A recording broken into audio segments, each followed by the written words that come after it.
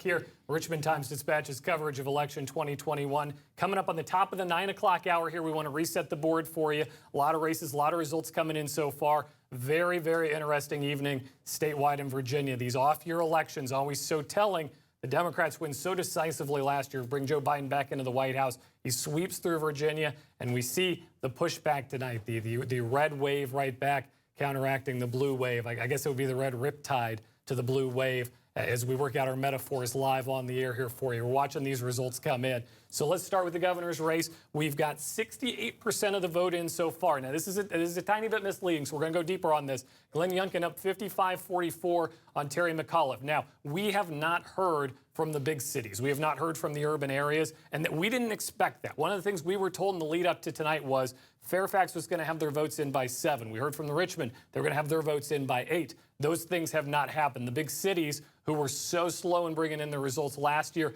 it looks to be more of the same. Those processes haven't quite improved. So you're looking at a number that is going to dramatically increase for Terry McAuliffe in, we hope, the next hour as these results start to come in, certainly in the next few hours as everybody gets their final vote counts in the day of vote tallies. But is it going to be enough? He is not winning these precincts in the margins he needs to be winning them by right now. He's going to need huge, decisive swings coming out of Richmond City, coming out of Fairfax, coming out of these urban areas, Hampton, Norfolk. He's going to need more than he's getting right now to come back and pull what would be, at this juncture of the evening, an upset. And you know, it's just not working out for Terry McAuliffe and the Democrats right now. We'll go down ticket, Winsome Sears and Haya Ayala for the lieutenant governor's race. It looks like this is going to be a straight ticket outcome. This is the way the party lines have been going tonight. Same in the Virginia Attorney General's race. Mark Herring has been serving in that role since 2014. We often talk about new faces, fresh blood. He's been in that role for a long time.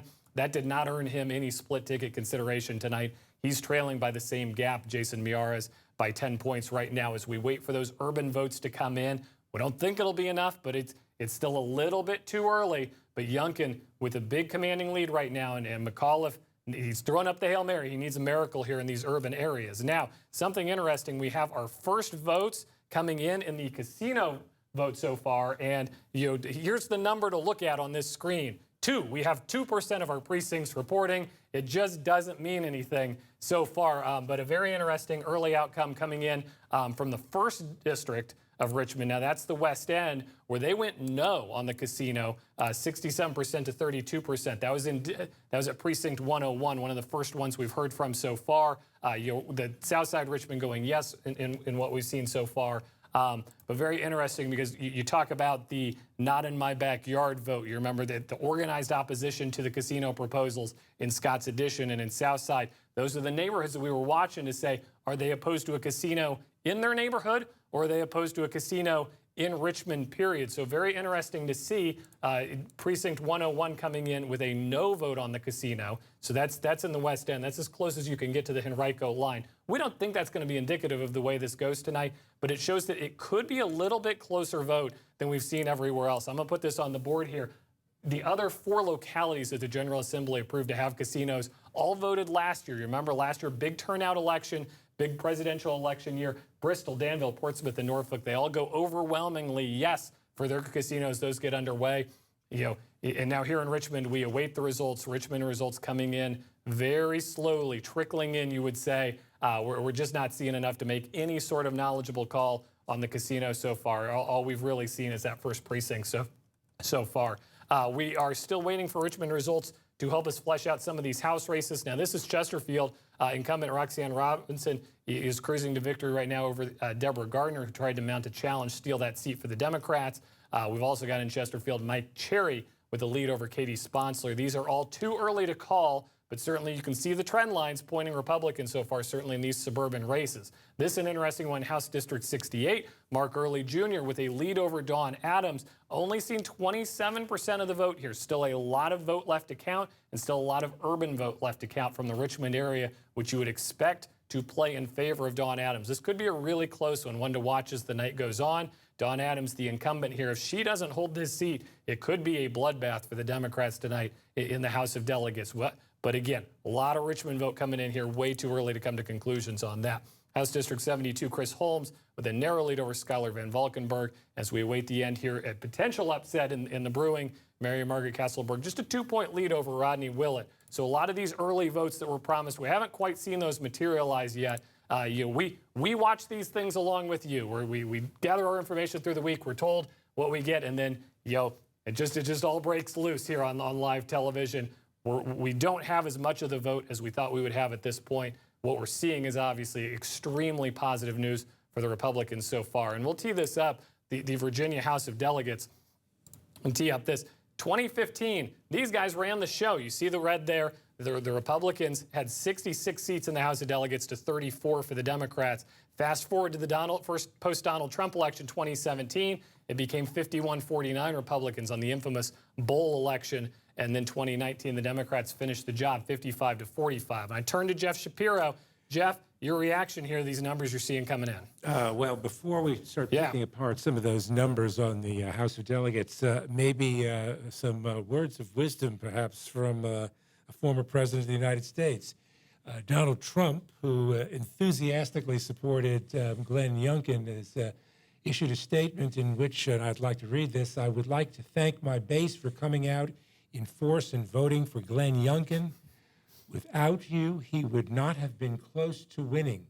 The MAGA movement is bigger and stronger than ever before. Glenn will be a great governor. Thank you to the people of the Commonwealth of Virginia, and most particularly to our incredible MAGA voters."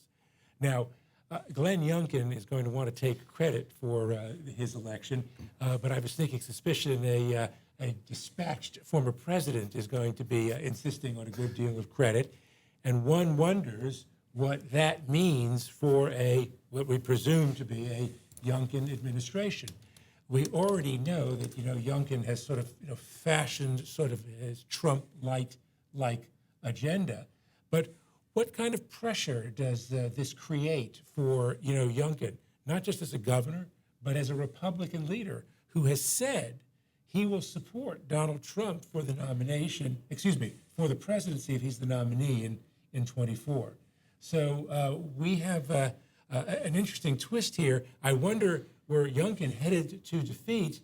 It's likely that Trump would have issued a very pointed statement and would have clearly, put Youngkin under his thumb. Well, I mean, success has 1,000 fathers, failure is an orphan. Yeah, and we're going to be hearing from everybody who wants to take credit for this. Fascinating, though, Michael Paul Williams, Glenn Youngkin, a guy who was unheard of nationally before about a week ago, and now is maybe the standard bearer for the Republican Party nationally, one of the few people who has had proven success. Well, yeah, and make no mistake about it, Glenn Youngkin represents Trumpism. This is a victory for Trumpism. You can dress it up in a vest with a zipper and khaki pants, but it's Trumpism. And the message was Trumpism. He tried to camouflage it, but I mean, we can see what it is. And that's the deal he's made. So he's tied to him. And with a Republican majority in the House of Delegates, assuming there is one, what is to prevent that new majority from trying to roll back some of these progressive? It's like Trump advances. and Obama. Yeah. So what about weed? What about? I was going to ask that. Yeah, about some of the bills that were already passed. What happens with those? Yeah, and frankly, a lot of the Democrats I encountered did not seem to sense what was at stake or didn't care. I don't know what it was, but I heard a lot of passivity and complacency and both sidesism, and they're going to have to live with that, it appears.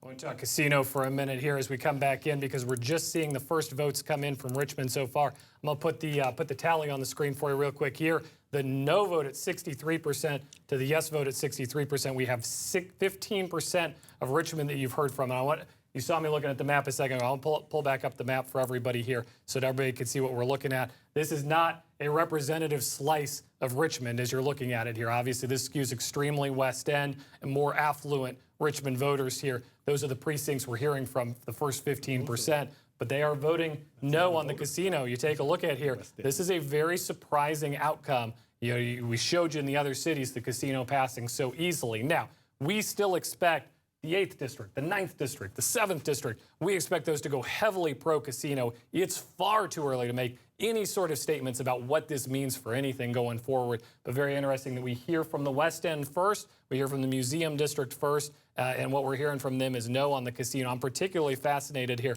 I'll zoom in for you.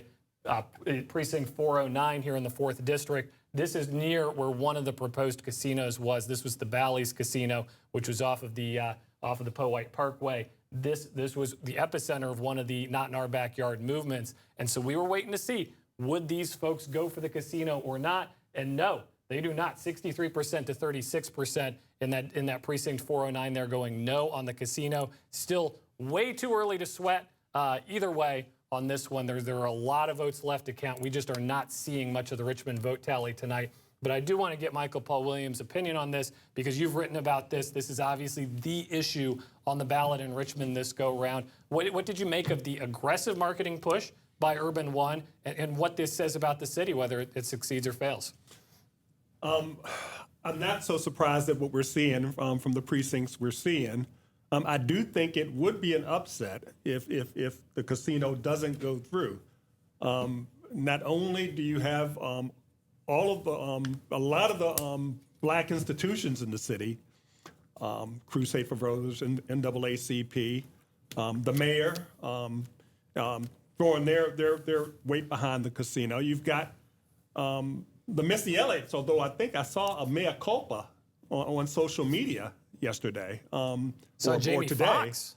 and Jamie Foxx and we're talking about a media giant that has a lot of history and reach within the black community.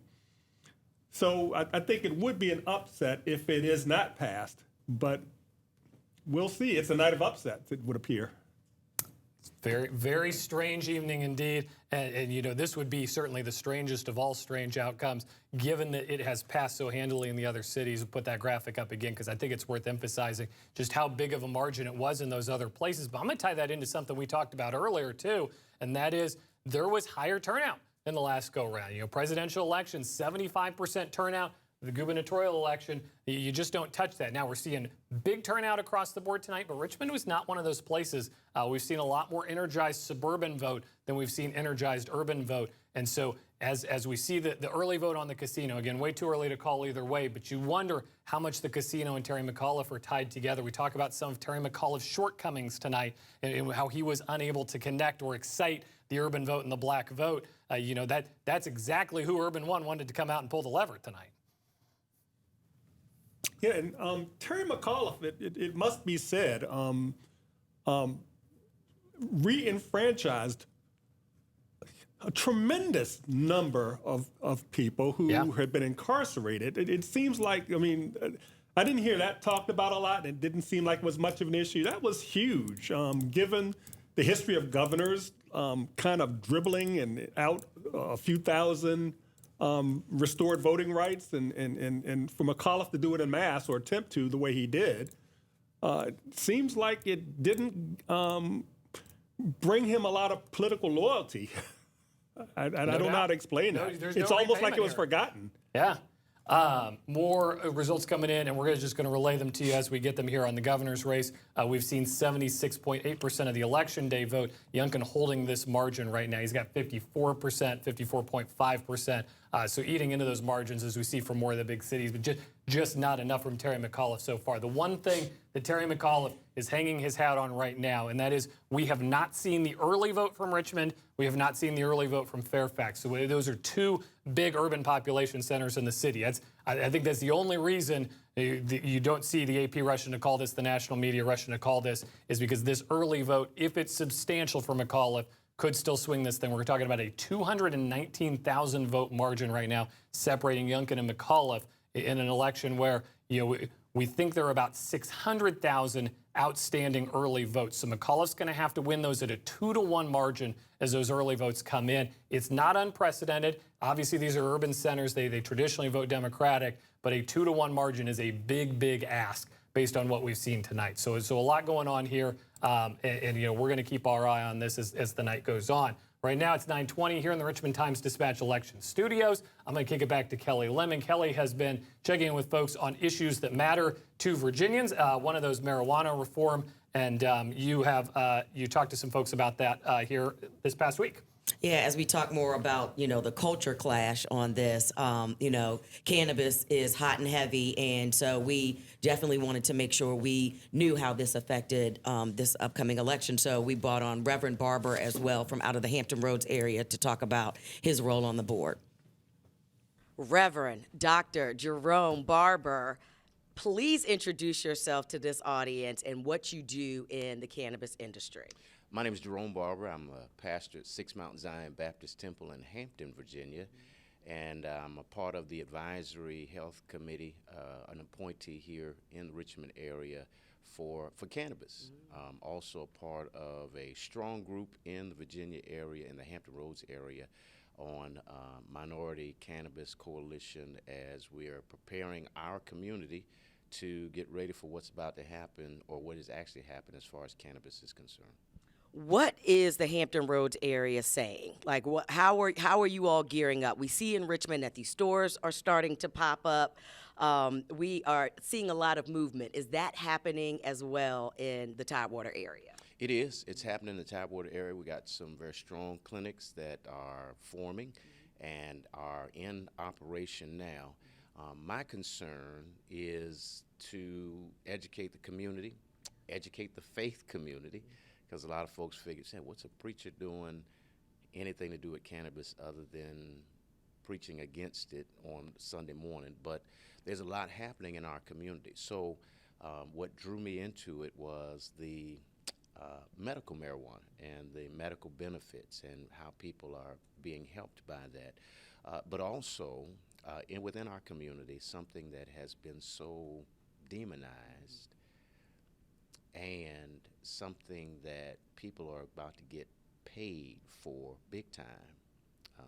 The people in my community that I minister to have been punished for, and want to be able to help them navigate through all of that and just take some of the taboo off of it. There are some great health benefits to it, and help to inform our community. Can you get a little bit more into when medical was approved and now recreational is approved? And those are totally different approvals. How are you helping people understand the difference in the two? The medical coming first, of course, and that's kind of where my emphasis is, on helping people understand there is a difference, and helping folks navigate through what the differences are.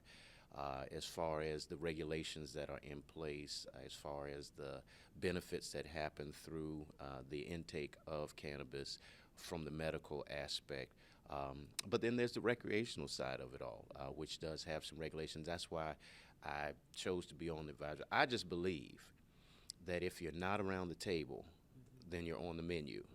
And so I just wanted to be a voice and a place and a person on the board to make sure that all of those T's are crossed and I's are dotted as far as both the medical and the recreational use. Yeah. Next 12 months, what do you think Virginians need to focus on, regardless of the results tonight? From the medical side, what do you think Virginians need to focus on? Well, the reality is that the conversations seemingly are new, but the industry has been, this is, if you liken it unto a highway, the traffic has been moving so fast in other places. We're behind the curve once again. And as Virginians, we need to do what we always say that we do. We take the lead, and we need to step up, take the lead, or we'll get left behind. Michael Paul, cannabis is such the conversation, but in different pockets. And of course, we're always talking about money. And when are we going to let people out of jail that are, in because of cannabis crimes? Can we get a little bit deeper in the history of this and how this plays out politically? Well, I think the cannabis legislation that went through, kind of got wrapped into our moment of racial reckoning and the realization that a lot of the folks who were the victims of the criminalization of marijuana were black people, disproportionately, people of color. And it makes me wonder, given the way things are trending tonight, where all that's going to go. I mean, we're still very far from having a retail infrastructure as far as marijuana right now. There just a lot of. It seemed to me that there's still some moving parts that have not been finalized, and now we could have a totally different political picture here. Yeah. And what that means, I mean, a lot of things seem up in the air right now for me as far as moving forward. You know, the criminal justice moves, the police reform. What does all this mean for police reform? What is potentially going to transpire tonight, both in the legislature and in the state's top offices? What does it mean for the recently removed death penalty? It just calls into question a lot of things we took for granted. Mm-hmm. It goes back to your comment about being, complacent about, Yeah. I mean, we're good. It's like we've done this. Well, anything that's done can be undone. Yeah. And I'm guilty of it too. I mean, I took to calling Virginia a blue state. It's not looking very blue right now. It's amazing to me how quickly that perception can just be shattered, and it's going to be extremely interesting to see what happens moving forward. If tonight's trends hold, as far as a lot of the progressive legislation that went through, does that grind to a halt? Is that slowed down? Do we get even more reactionary legislation coming through on voting rights, abortion rights? Just where does this leave us? Yeah. Michael Phillips? Jump back to the update board here. We've got a barn burner as we start to see some of the Richmond vote coming in. House District 68, Mark Earley and Dawn Adams in a dead heat, 50% each. We've seen 68% of the vote. Mark Earley and Dawn Adams tied. Now that bodes well for Dawn Adams because it's the Richmond vote we haven't seen more of than the Henrico vote. Henrico counting these votes faster. You would expect the Richmond vote to favor Dawn Adams and not Mark Earley Jr. Now, that is by no means a sure thing. Nothing tonight is a sure thing, as we've seen so far. So this is going to be a very fascinating race to follow as the night goes on. Dawn Adams, the incumbent there in the 68th district. Of course, Mark Earley Jr. is the son of the former Attorney General, Mark Earley, former gubernatorial candidate himself. And one thing, we're going to tie it all back to the casino here because we're starting to see the casino vote, and we know that's what folks want to hear about. Mark Earley was anti-casino on the campaign trail, and so far this district trending anti-casino in its vote. So this district, House District 68, Richmond's Museum District, West End, a little bit of Henrico County, and actually dips into Chesterfield County a little bit too. So that's why you're not seeing a call here and won't be seeing one anytime soon. We've got 3 localities to deal with here. We've got Chesterfield, Henrico, and Richmond, but it's a primarily Richmond vote out right now. Dawn Adams and Mark Earley Jr. in a dead heat in House District 68. That is going to be one to watch as we continue to monitor the race for control of the Virginia House of Delegates. Democrats coming into the night with a 55-seat to 45-seat edge. Our current projections, if these trend lines hold, are showing that this is going to be a Republican House by the time the night's over. One of the reasons we haven't made that call, we keep talking about the importance of these early votes. So far, I'm going to refresh this, make sure we've got the most current numbers. From Richmond City right now, we still have an estimated 20,000 early votes that we have not seen, 26,000 early votes that we have not seen from Richmond that we are waiting on. We've heard from 30 of the 72 election day precincts. This is the opposite of what we thought it would be at the start of the night. We thought we would get the early votes first, get that big blue wave, and then kind of the red undercurrent behind it as the mail-in ballots, or as the day of ballots came in. It's been the opposite. Instead, we're seeing the day of ballots and the early votes we're waiting on, particularly in Richmond City. Now, obviously, the one interesting one, as everybody's waiting for, is the casino as the results continue to come in here in Richmond.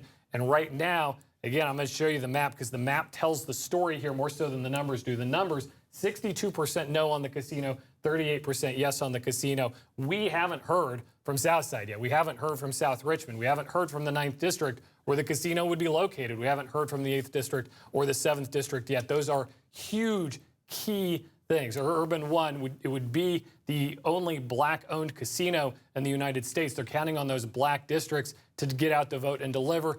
We don't know. We don't know how many votes there are. We don't know how many votes there are to count. We just know that the West End and the Museum District has come out with a strong no for the casino tonight, which is very interesting and breaks the trend that we saw statewide last year in the general election.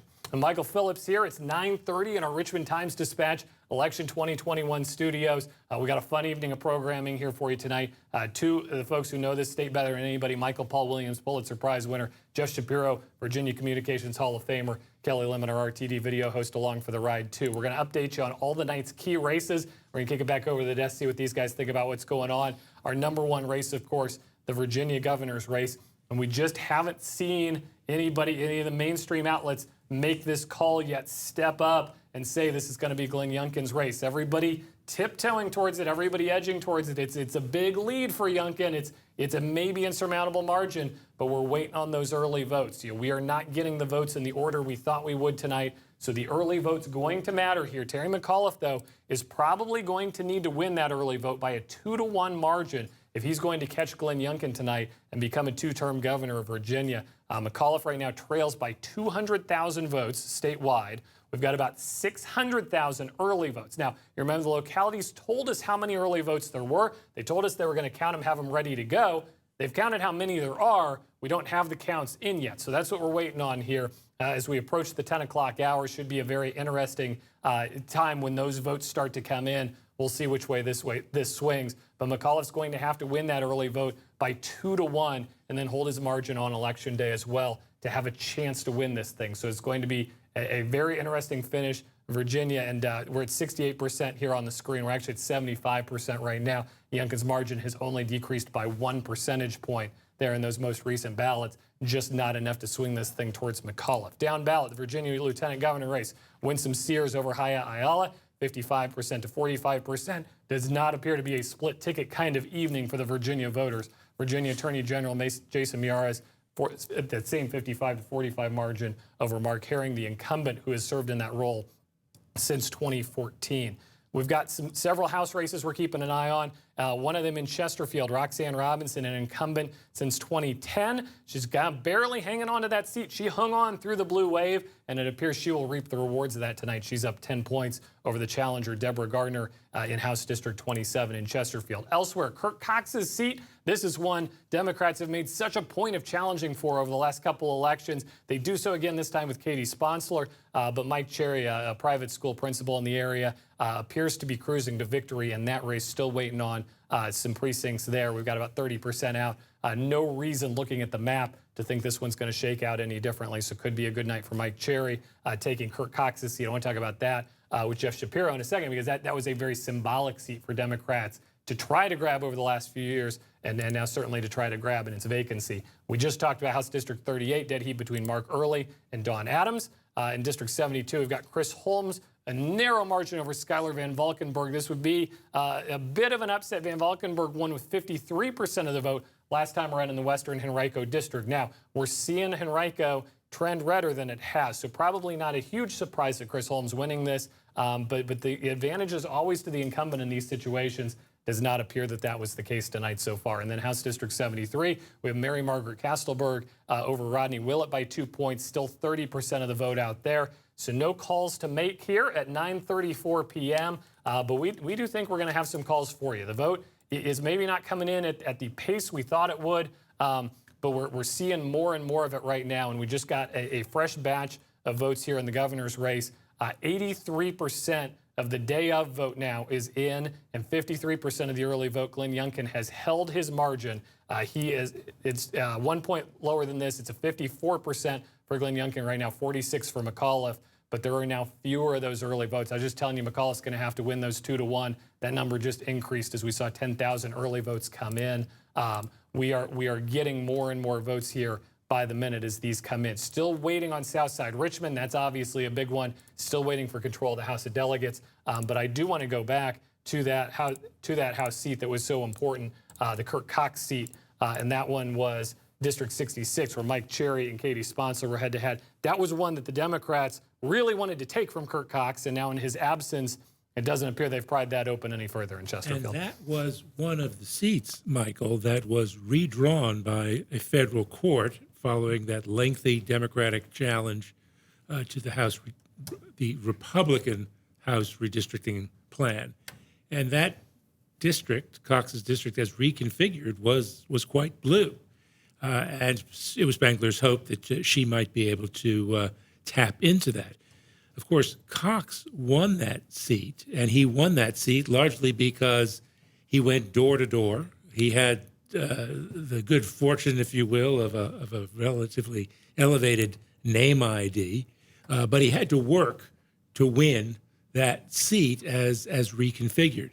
And I think Spangler just did not, clearly, as the numbers show, not a terribly inspiring candidate. And also, there was something generic about some of these Democratic races. A lot of, if you will, guilt by association, tying Republican candidates, even at the bottom of the ballot, to Donald Trump, which brings me to yet another excited utterance by the former president.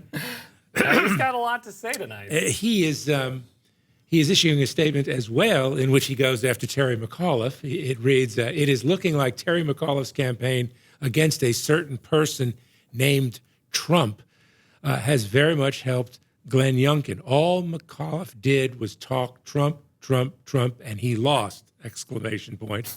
What does that tell you? Fake news? I guess people running for office as Democrats won't be doing that too much longer. I didn't even have to go to a rally for Youngkin because McAuliffe did it for me. Thank you to the MAGA voters for turning out big. Michael Paul Williams, I turn to you. We hear from the former president how much of his influence was on this race, but how much of it was Glenn Youngkin running away from what didn't work for the Republicans, which has been 4 years of Donald Trump. Trump light. If the message is the same, but you somehow project a more amiable personality and you keep Trump out of the state, I don't know. Maybe that's the new template. We'll see. I have a feeling we're going to be seeing a lot more of it in the future in other races. Just observation from the desk here. It seems like that maybe we overascribed how much people disliked Donald Trump's political beliefs, and it turns out they just didn't like the packaging. But when it's put in a new package, it's suddenly more palatable to voters. Yeah, I wish I had $1 for every time I saw in an interview someone saying, "Well, Trump's a little over the top," but at the baseball game the other night, in Atlanta, they were talking about him. Yeah, they were talking about him. He's going to be at the game, and the guys were all thumbs up, and they're like, "Well, he's a little over the." It's almost like they're fine with everything about him as far as his policies, his whatnot. It's just he's a little too much, and it seems like if you can ratchet that down, it works. Now it's kind of disturbing to me. I mean, I'm looking at candidates like McGuire, who has a lead right now in the House of Delegates. And he was there on January 6th. And it's just shocking to me how little we talk about this insurrection. It would seem to be a big deal in ordinary circumstances, but no, critical race theory. I don't understand it. I mean, Castleberg, it would seem that she may pull off the upset. We don't know yet, but she said it's time to move on, talking about the insurrection. It's the insurrection does not resonate with these voters in a way that, frankly, astounds me because it's an insurrection. Yeah. Jeff, as we look at this, if Forum holds here and the Republicans take the House tonight and take the governor's seat tonight, we had Patrick Wilson on earlier, talked about how the Senate would be 21-19, but with some flexibility. How much can Republicans legitimately get done over the next year in Richmond? Well, keep in mind what kind of Republicans we're talking about. These are Republicans who, for the most part, are of like mind. There are very few shades of red here, and so it's really just a question.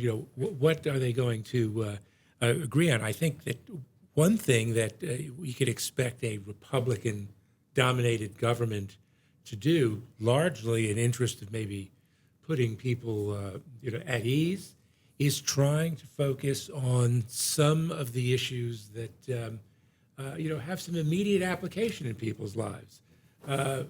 Doing away with the sales tax on groceries. Now that's A smart play. but it's not Really, that's an aggressive play No, absolutely. Now that the Democrats let Republicans steal from them. there are problems with that. I mean, that's $500 million, out of the revenue stream. Where does it come from? Another issue. Youngkin talked about delaying the next increase in the fuel tax. Now, the problem with that is it takes cash out of the revenue stream that's now going to road construction, rail improvements, you name it. But Infrastructure. infrastructure. But Youngkin was happy really not to talk about this. Also, I think that this raises a larger issue, and that is that Glenn Youngkin projected the image of the kind of the nice, affable half billionaire, who shoots hoops and played basketball at Rice, but he wasn't on the starting squad. He may know quite a bit about high finance and maybe even basketball, but what does he know about Virginia government? Terry let's put it this way. He will be, assuming he's declared the winner this evening, and I guess that's just a matter of time, he will be the least experienced person elected governor of Virginia since Terry McAuliffe. So there's going to be a learning curve here.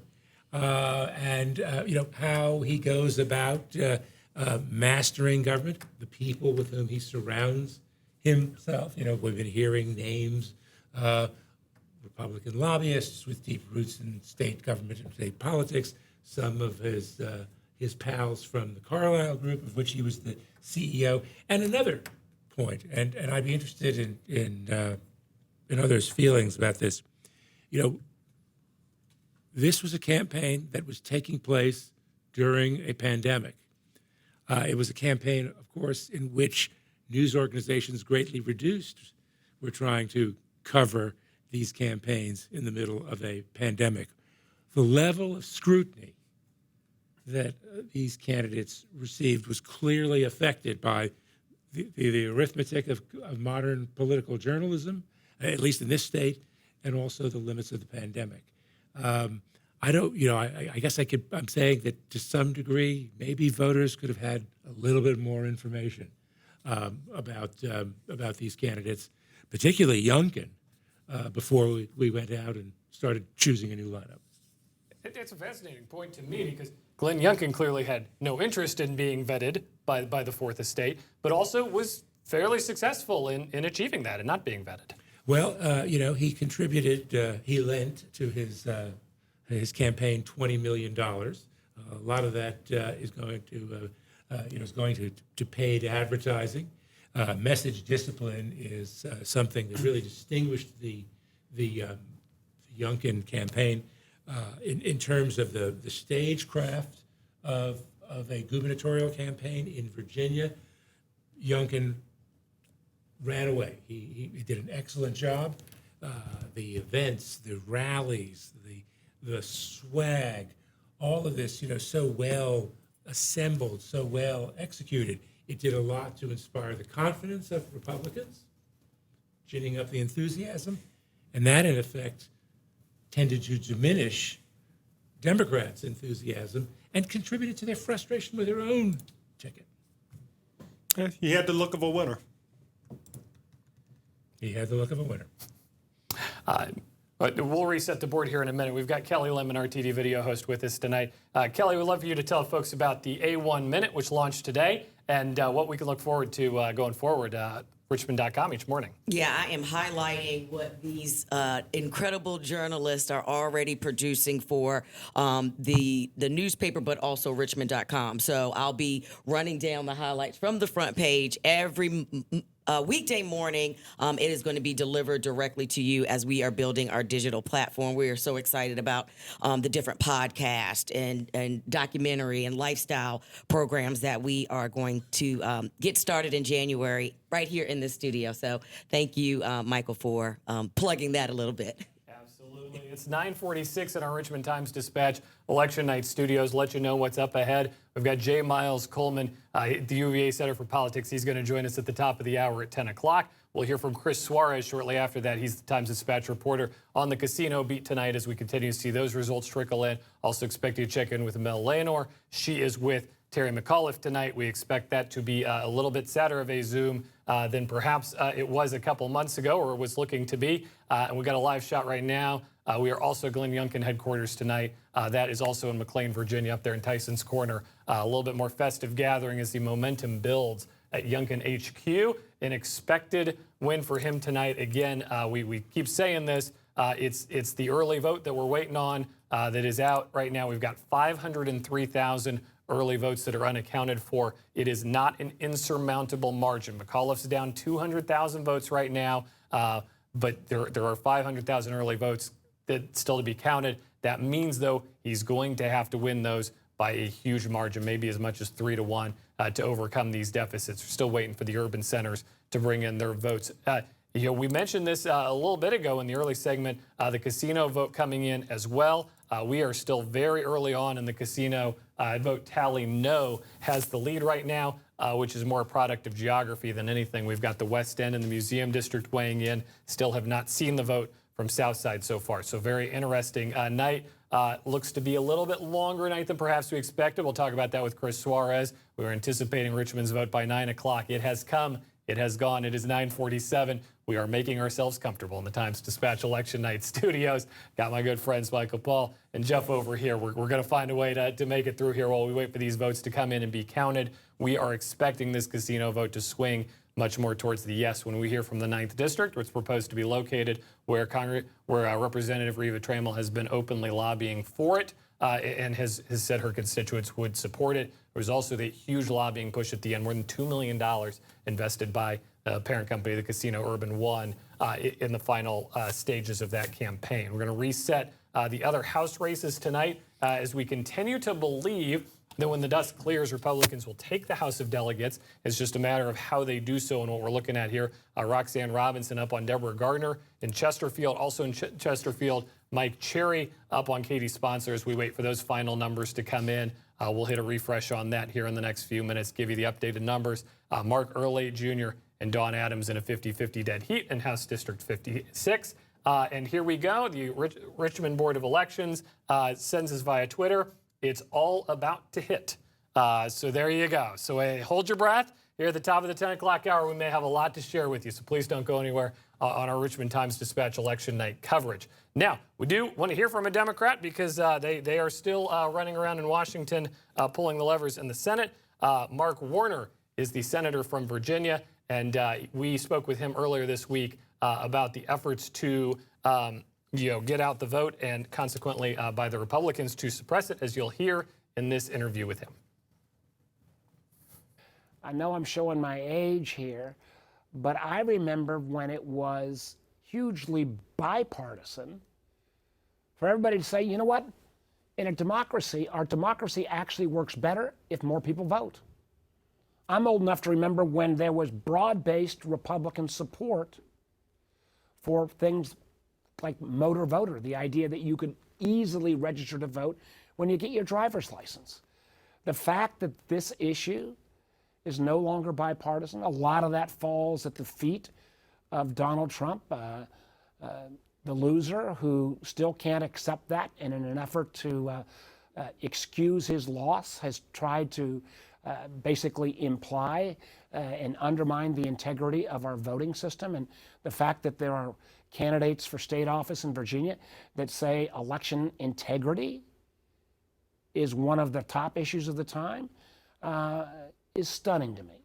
And I think, undemocratic, little d, as anything I've seen. So I absolutely applaud the notion that we ought to make it easier, that we ought to have early voting, that we ought to be able to do no excuse absentee, that we can actually have people vote on the weekends when working people who can't get off on election day can't vote. So maybe you can go on a weekend beforehand. I think that makes sense. And I think the integrity of our election system, I know a lot of voter registrars around Virginia, Democrat and Republican alike, who take great pride in the process we have in Virginia, in its validity. I think it is outrageous, the number of election poll workers that are now being threatened by Trumpites and others who support Trump to do their civic duty. The idea that folks that used to belong to the League of Women Voters, who would be the nonpartisan checkers, are now getting threatened. I mean, this is Virginia, this is America. And the outrage of these election deniers, the advocates of the big lie. You don't need to take my word for it about the validity of our elections. Chris Krebs, who was the cyber expert who worked for Donald Trump, who did a great job working in a voluntary way to get every state's election system cleaner and safer from outside interference. He made the honest statement that the elections in 2020 were clean and honest. Now, it cost him his job. Trump immediately fired him. But for folks that play into that big lie, I don't know how they can anyway call themselves defenders of our Constitution and of our democracy. And that was Senator Mark Warner. We chatted with Gina Brown with the Chesterfield Board of Elections about election integrity and what Chesterfield is doing to preserve the integrity of the ballot the other day. Here's that interview with her. I mean, this was full, and the ballot counter down there was in the cage, and it stays locked. And this comes directly from the registrar, locked with the ballots and the ballot counter in there. And of course, as we're using it, and then at the end of the night, it goes back in and it gets locked again. The registrar tells us how many ballots they're gonna get. Let's say if we got 1,000 ballots and we know it, we fill out paperwork. All this paperwork says there's 1,000 ballots. If 500 people come and vote and we give them 500 ballots, we have to prove and count that there's 500 ballots left and that there's 500 ballots that have gone into the ballot counter. Every step of the way, we have to log everything, and these things have to be matching. There's no way that somebody could walk in and physically just say, oh, I got 1,000 ballots, and go boom and stick it in the thing. There is absolutely no way. When it's paper ballots like what we use here in Chesterfield, there's no way that if nobody checked in that we could end up with 2,000 ballots when we only originally started out with 1,000. I kind of like the patriotic thing of helping to, do the vote and to make sure it's done as honestly and the best of our ability and everything. And I started out as a worker, and then I eventually a deputy, and then moved up to chief. Gina Brown from the Chesterfield Board of Elections. Michael Phillips here. We are continuing our live coverage of Election Night 2021, flying towards the top of the 10 o'clock hour. We are expecting this to be a loaded 10 o'clock hour for you. We got a lot about to happen. Richmond City has just sent in 30 of the 72 precincts worth of ballots. So we're going to have a big idea of where the House races stand, where this governor race stands, and where the casino race stands. That's all coming in here in the next few minutes. We'll break all that down. At the top of the hour, we have J. Miles Coleman from the UVA Center for Politics. He will join us and talk about an unexpectedly good night for the Republicans. We saw all the polls. Could be a toss-up, could be a slight lean either way. Instead, Glenn Youngkin really outperforming expectations, the whole ticket outperforming expectations. Still waiting on that call. That call could arrive here in the 10 o'clock hour as we near, more of these early votes are coming in. So we've got one more update for you. 450,000 early votes now still withstanding. McAuliffe's margin now down to, it's 180,000. So he is not cutting into that margin nearly enough. It's still 2-1. He's going to have to win the late vote by in Fairfax and Richmond. So we've got an eye on all that. We will, of course, have Michael Paul Williams and Jeff Shapiro and Kelly Lemon. Their thoughts on this. Chris Suarez from the Times-Dispatch swings by. A very eventful 10 o'clock hour. We'll be back on then with J. Miles Coleman from the UVA Center for Politics. Please stick with us. This is live, continuing coverage of Election 21 from the Richmond Times-Dispatch.